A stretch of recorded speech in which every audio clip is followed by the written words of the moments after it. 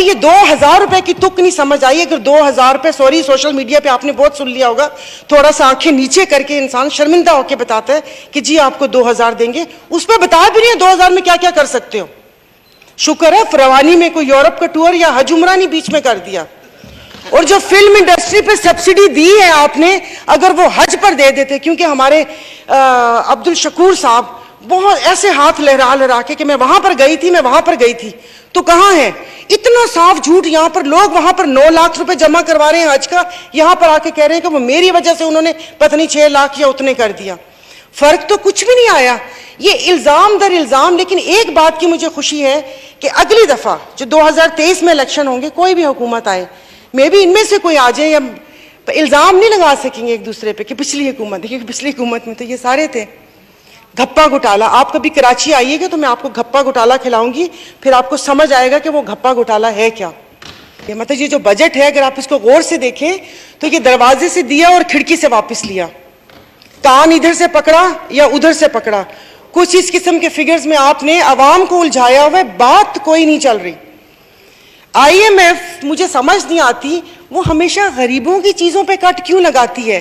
कभी IMF ने ये क्यों नहीं कहा कि आप लोग अपने खर्चे कम करें?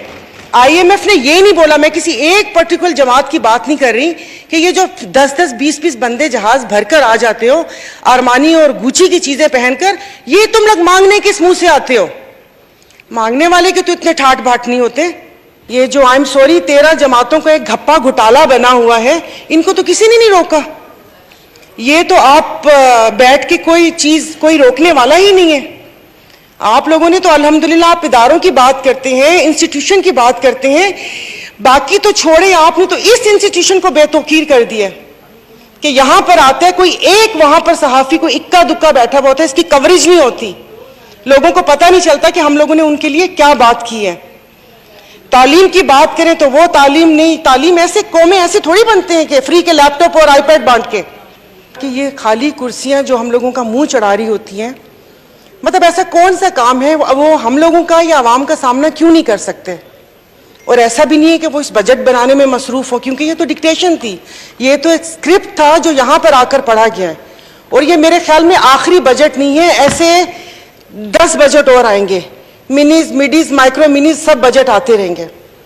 तो जनाब स्पीकर, इसमें बहुत सारी ऐसी बातें हैं जो सिर्फ मफरूजों पर कायम है, जो इस बजट के अंदर है, उसका हकीकत से कोई ताल्लुक नहीं है, ना उसका कोई फ्रेमवर्क दिया हुआ है, ना उसकी कोई डिटेल बताई गई है।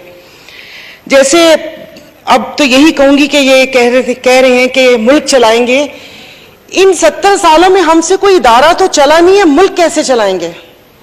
अपने आप इदारे देख लें, भले वो रेलवे हो, PIA हो, स्टील मिल हो, डिस्कोज हो, कोई भी इदारा उठा के देख लें कि कोई वो एक इदारा जिसको हम अपना वो समझे कि ये एक संगे मील है, ये हम लोगों ने बहुत अच्छे तरीके से चलाया।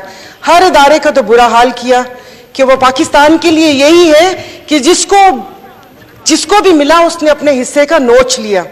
खाना तो फिर भी थोड़ा तमीज का लफ्ज है, नोचा गया है ये मेरा पाकिस्तान। और पिछली गवर्नमेंट के ऊपर जितनी भी तनकीद हुई है वही सारे काम इन्होंने किए। तो जनाब स्पीकर, मेरे ख्याल में अभी जो कल एक वजीर साहब का भी बयान आया था, चाय की प्याली एक कर दें, तो मतलब अपने खर्चे क्यों नहीं कम हो सकते? अपना प्रोटोकॉल क्यों नहीं कम हो सकता? जनाब स्पीकर, आप ही सुनने वाले, आप ही को कह रही हूं, क्योंकि ये लस्सी पी हुई है, इन्होंने सही में लस्सी पी हुई है, सोए हुए। तो क्योंकि ये जो वहां पर चीखते थे उस वक्त इतना शोर शराबा होता था, इतना शोर शराबा होता था, वो लगता है कि जैसे पता नहीं उनको कुछ अब समझ ही नहीं आ रही, कानों में रुई डाली हुई है या आई डोंट नो क्या किया हुआ इन्होंने।